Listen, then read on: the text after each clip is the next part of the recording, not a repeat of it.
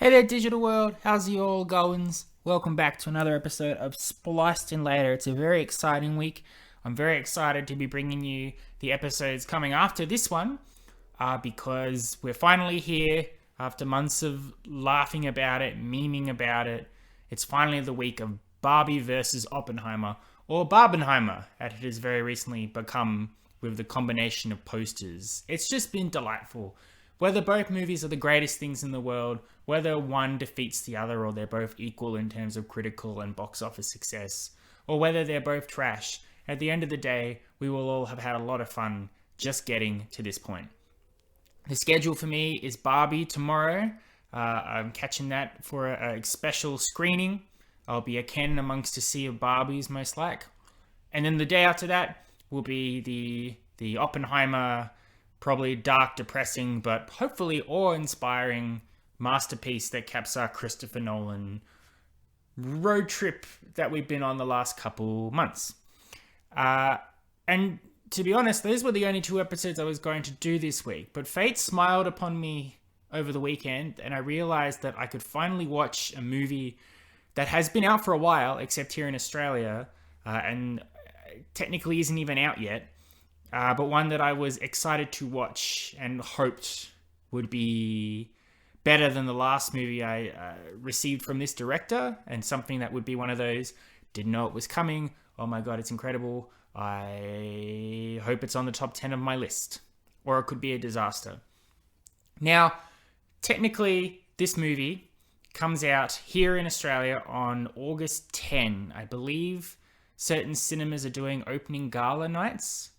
But the reason why I decided that since it was available online, it had become available after 3 weeks of screening in America. Officially, it opened on June 2016.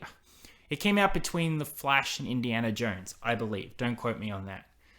But the last movie that came out from the director of this film, Wes Anderson, was The French Dispatch. That came out in 2021. I was excited for that. I was waiting for the release date. As usual, America got it in August to September. Ours had been held off till December. But I was waiting. I was avoiding it online. I was going to go to the cinemas and watch it. The cinemas started putting up their screening numbers, screening dates, all of that, ready to go, and then yanked it. There was like only one cinema that was showing the movie, and it was one of those overpriced, teeny tiny cinemas, and the screening was like 2 o'clock in the afternoon on a Thursday. That was all that was available. So I ended up having to watch it online anyway. So because of that, because of past tragedies, and because of has just recently unfurled over the last few days with the writer's strike and the actor's strike potentially causing disruption to future releases, I thought, why not watch this movie while I can, the way I want to, while I'm in a positive mindset, which is where we're at. Especially because going forward after Barbie and Oppenheimer, my reviews for you, while they will still be coming, won't be as consistent as I would hope they'd be. I forgot this would happen because of COVID and simultaneous streaming and everything that's going on at the moment, a lot of which is why people are striking at the moment. I'm very used to simultaneous releases. But we're back in a sort of system for the movie theaters where there are plentiful movies, but also people are back in rhythms, specifically going to work and going to school. So while Americans may be on holiday and be able to watch these movies and rake in the big bucks, here in Australia, it's less of a financial smart move to release a big blockbuster movie at a time where nobody's going to have time to see it. Crammed in with all these other movies, it has a run where it just misses out. So, for instance, next week, Haunted Mansion comes out in America. I'm very, very excited to see that. Here in America, we don't get it to... Here in Australia, we don't get it until the end of August. So that's exactly 1 month later. Same with Teenage Mutant Ninja Turtles Mutant Mayhem. August for America, September for here. We get a month delay on Blue Beetle, which I'm excited to watch as well. Kraven the Hunter is pushed back a couple of weeks. Expendables 4 is jumping all over the place. I believe the only thing that's on track for a simultaneous release is Meg 2 The Trench, which comes out in a couple of weeks, and I am excited to watch that and review that for you. After that, though, I'm really not confident there will be a simultaneous release until November, around the time of Dune, the Marvels, the Wonka movie, the new Hunger Games, all of that stuff as well. Now, I will do my best to review these movies when I can for you, but I won't be trying to find dodgy camcorders from the cinemas in America just so I can be amongst all the people reviewing it at the same time. When I am able to watch it in an HD version, whether it's a digital download or in the cinemas, that's when the reviews will come for you. Like bloody Jason or Freddy Krueger. But they will come. So don't worry about that. All two of you that did. Anyway, enough talking about what's to come. Let's talk about what is. Today I'm reviewing Asteroid City, the newest film by Wes Anderson. You may have seen a few trailers for it in the cinemas. It's got rave reviews at the moment. In classic Wes Anderson style and format, what they're advertising may not be what is in the film. And like Wes Anderson, it is an acquired taste and it is not for everybody. My cat seems to be complaining he doesn't like Wes Anderson either, I guess. I personally do love Wes Anderson films. I think if you like movies and how movies are made and the art of filmmaking, Wes Anderson is one of those directors that has helped give that a distinct style. He has a very distinct and unique way of directing a film, writing his characters, and executing a story in a certain way. Much like Christopher Nolan, who we've been dissecting very intensely over the last few weeks. He started from humble beginnings where he was like a small independent filmmaker that made very low budget films with big names, but a consistent set of actors. You had your Bill Murray, Owen Wilson, Frances McDormand, Jason Schwartzman, Edward Norton. You get his regulars, much like Tarantino always uses Samuel L. Jackson and all of those people and that stuff. The way Wes Anderson tells his story and directs it... Oh, hello. Say hello, Winston. My cat has come in. Either he really doesn't want me to talk about Wes Anderson or he wants to let me know he did a poop. I don't know. We'll find out when the smell wafts in. Anywho, a Wes Anderson film sort of unfolds in front of you like a play of sorts in terms of how the story unfolds, the direction, the way the camera is moved and directed in a way much unlike the sets on a stage unfold and then create into a new scene of sorts. And the way there's a lot of monologuing from the characters, or the characters are talking directly at the camera. Very quirky. There's always a sense of exaggerated realism in his stuff, which I think really translates to if you go and see something like Guys and Dolls or Wicked or any of those plays. There always has to be an exaggerated sense because you're selling a story on stage. And I think that really sums up a Wes Anderson film, which is perfect for what we're about to go into, just coming up from here. But he also, his mannerisms are not for everyone. It's hard, I think, for some people to gel with what he's doing. I, for one, particularly love it. If there's a really good story combined with the quirky mannerisms of a Wes Anderson film, it makes for a very engaging, enrapturing experience where the time just flies by. His earlier stuff, I think, is truly his best work. Some of my personal Wes Anderson favorites, you've got the Darjeeling Limited, 3 strained brothers on a train, coping with a family loss. You've got the Royal Tenenbaums, a very rich, wild family who have all grown apart for certain reasons, forced back together. You've got Moonrise Kingdom, a young boy and girl run away from their family because they're in love on this very isolated island when the hurricane's coming. Even animated stuff. You've got Fantastic Mr. Fox and Isle of Dogs, both very great films.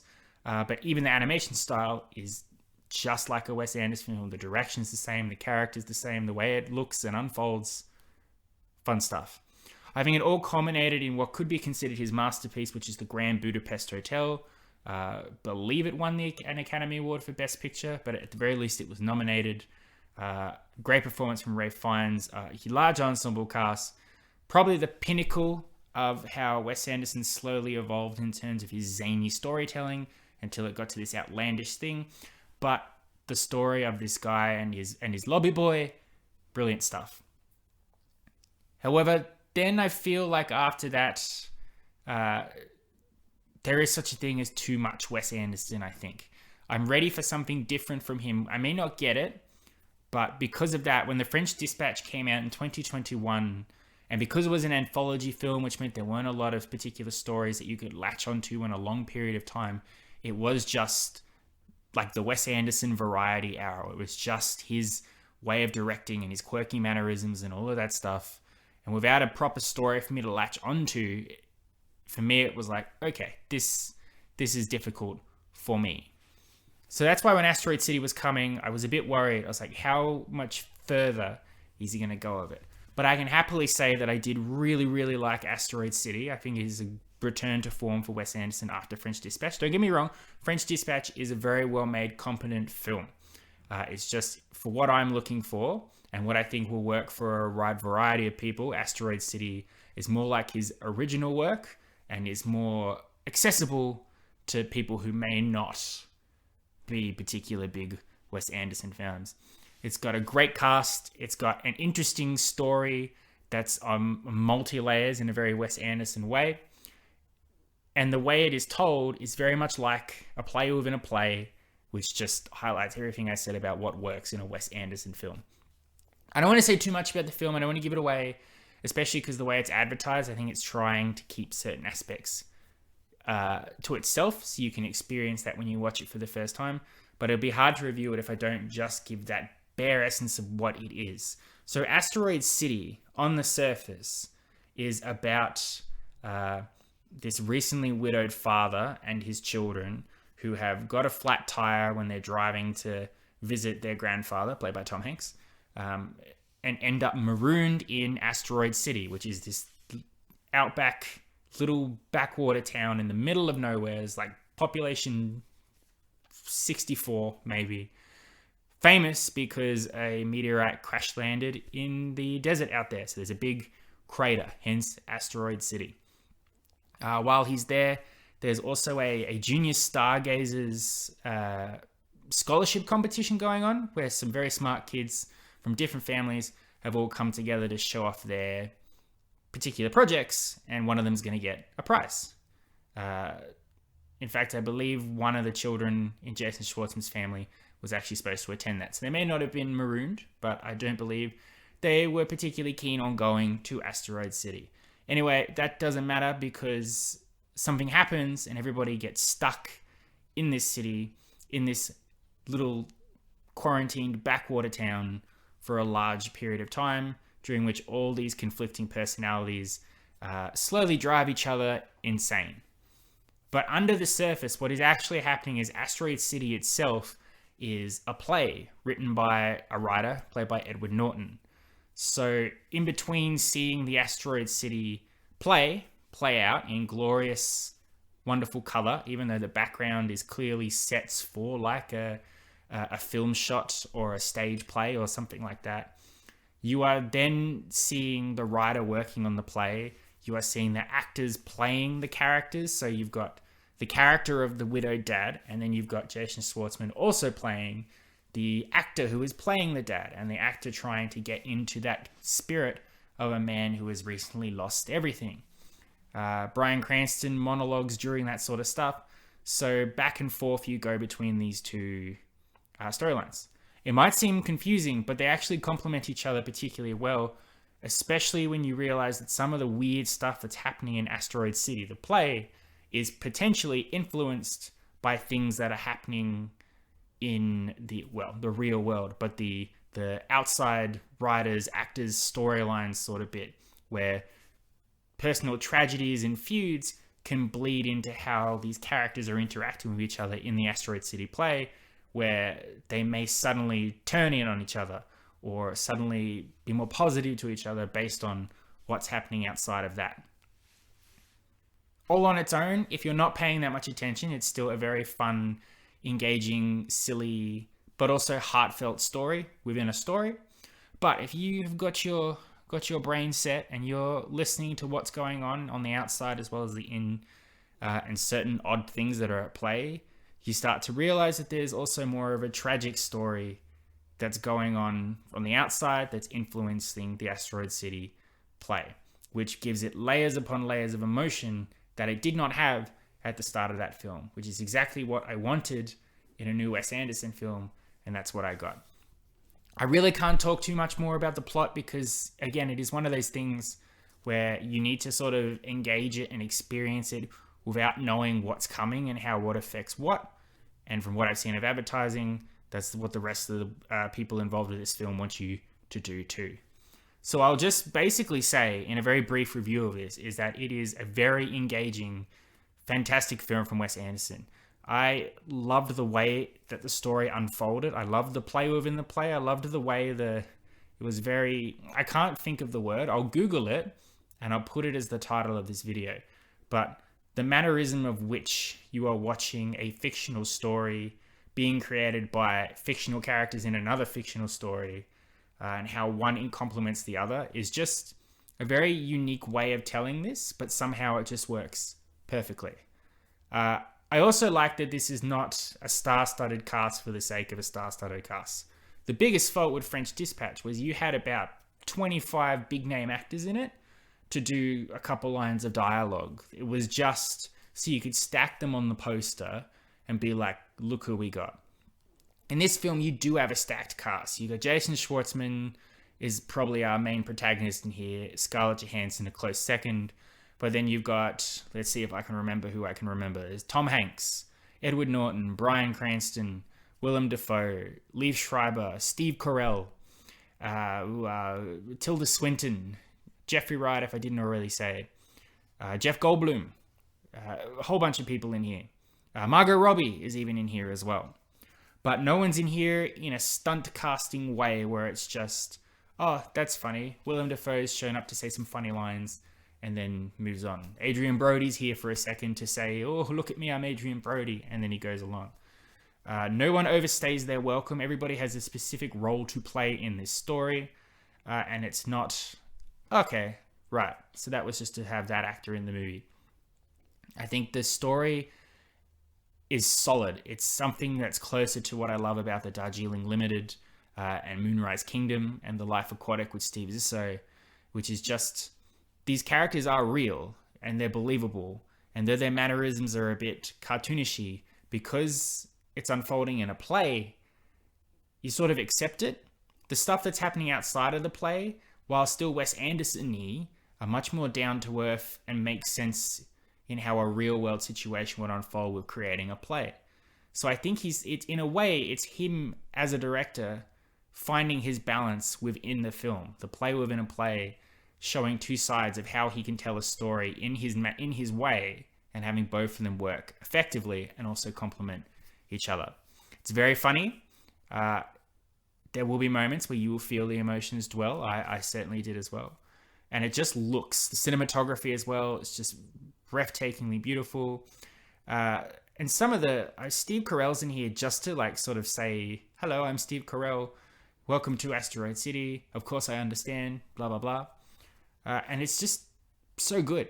Like, it's just the way everybody, I don't know how anyone could have shot this without just laughing constantly at just the absurdity of the situation and the things they had to say and sell it believably, but they do. It's fantastic. Asteroid City, as I said, is not currently available here in Australia. If you want to go and see it in the theatres, I implore you to go and see it at one of the opening galas or whatever that's currently on for the cinemas on August 10, because that may be the only time if that screening is not already yanked. However, it is available as a digital download online, because if there's one thing that the strikes are currently proving at the moment, it's that no one gives a fuck about paying anybody anything. If we're not making money in the theaters, we'll make money online. So it is available there for you if you want to watch it. And I would probably recommend that that's the safest bet to do it. You don't want to wait to watch this film, potentially get spoiled as to what it's about and how it unfolds, only to find that, oh, we're not showing it. You want to come watch The Flash instead? We've got about 90 screenings of The Flash. So there you go. There you are. Thank you very much for listening. I do highly recommend Asteroid City. Give it an 8 out of 10, 100% on my top 10 movies of the year. Probably not top 2 or top 10. I don't know, remember. What did I say? Who cares? It probably isn't towards the top, but only on a personal bias in terms of specific movies. On a technical standpoint, if I were to rate it as a movie that's really, really good and not my own personal preferences, it's probably number 2 behind Across the Spider-Verse. But again, all these things will change when I give them rewatches. My list will probably change radically. Who knows what it will be at the end of the year. So yeah, highly recommend it. Great stuff. Thank you very much for listening. I hope you've enjoyed. As I said, the next couple of days we'll be busy. We'll have a Barbie review and our Oppenheimer review. And then after that, I'm not sure. It's interesting at the moment with the current writers and actors strike on in America, which the selfish part of me is a little worried about what content I will have to give to you all. But the rest of me, which is 99% of me, is very happy that this has happened, as it is a very important moment and it is very necessary that this strike is happening because, oh my God, CEOs and big business corporations in Hollywood are evil. And we got to stop them. And when I say we, I mean them. I'm just going to sit here on my ass watching whatever I can until the new stuff comes out. So yeah, I'll be back for the rest of the week for the other movies, and I hope you'll join me for those ones. And hopefully Asteroid City has started a trend of really positive, happy cinema-going experiences that will continue over the next couple of days. I really hope so. Fingers crossed. You'll just have to wait and see. Until tomorrow, or whenever you listen to this, because that's not how time works when you listen to podcasts. I love and appreciate you as always. You've been spliced in later. Adios, muchachos. I'll catch you next time.